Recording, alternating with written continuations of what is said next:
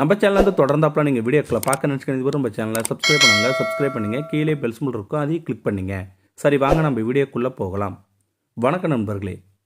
ஒவ்வொரு பயணமும் வாழ்க்கையில் ஏதாவது ஒரு அனுபவத்தை ஏற்படுத்திவிடும். எனக்கும் அது போன்ற அனுபவம் ஏற்பட்டது. என் பெயர் கமல். மதுரை தான் சொந்த ஊர்.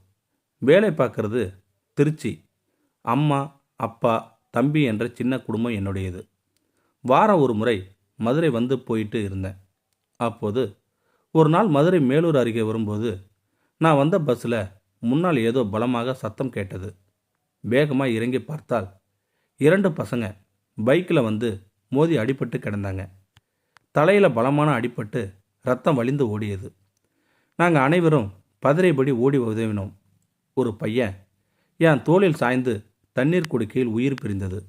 இன்னொரு பையனும் ஆம்புலன்ஸ் வருவதற்குள் இறந்து விட்டான்.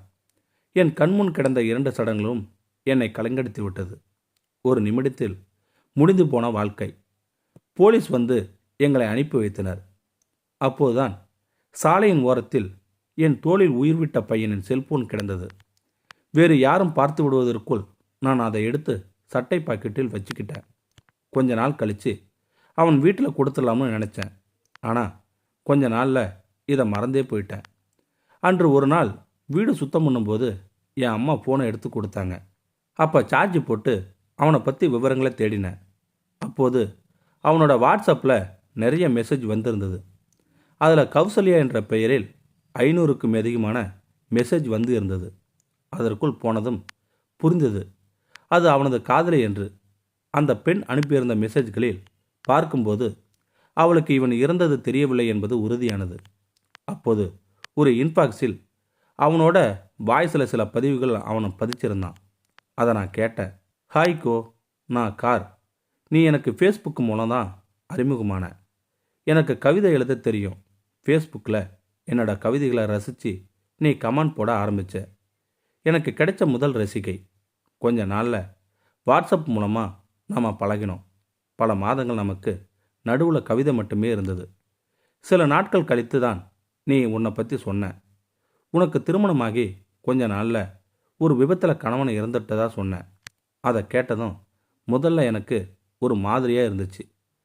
ஒரு நாள் நான் என் காதலை உன்கிட்ட சொன்னேன். அப்புறமா கொஞ்ச நாள் நீ என்னோட வாட்ஸ்அப்பில் வரல. அந்த கொஞ்ச நாட்களில் எனக்கு நரகமாக இருந்துச்சு. இது வரைக்கும் நானும் நீயும் நம்ம ஃபோட்டோஸ்லாம் அனுப்பிக்கல. ஆனால் நமக்குள் இருக்கும் உணர்வுகள் காதலானது எனக்குள். உனது குரல் வழியே என் காதலை உணர்ந்தேன்.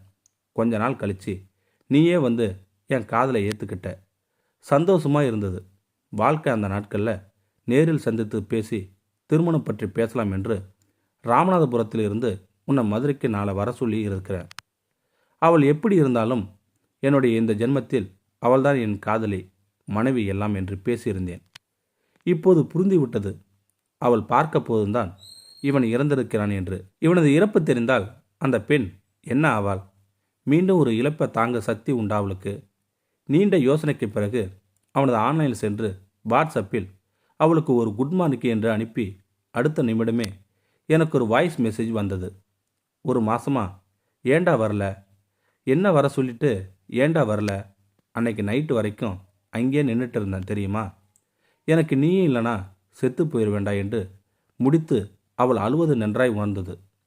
முகம் தெரியாத ஒருவன் மேல் ஒரு பெண் கொண்ட காதலை இப்போதுதான் பார்க்கிறேன்.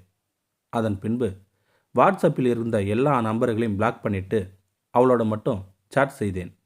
குரல் பதிவு செய்யாமல் 2 மாதங்கள் கழித்து அவளை நேரில் சந்தித்து அவள் இறந்ததை சொல்லிவிட முடிவு செய்தேன். நண்பனுடன் ராமநாதபுரம் சென்றேன். அவள் அட்ரஸ் கண்டுபிடித்து வீட்டை அடைந்ததும் என்னை நானே பக்குவப்படுத்தி கொண்டேன். அவள் வீட்டில் அம்மா, அப்பா, 2 தங்கைகள். அப்பாவுக்கு கவர்மெண்ட் வேலை. எங்கள் குடும்பத்தைப் போலவே நடுத்தர வர்க்கம். நான் வந்ததும் அவளுக்கு தெரியாது.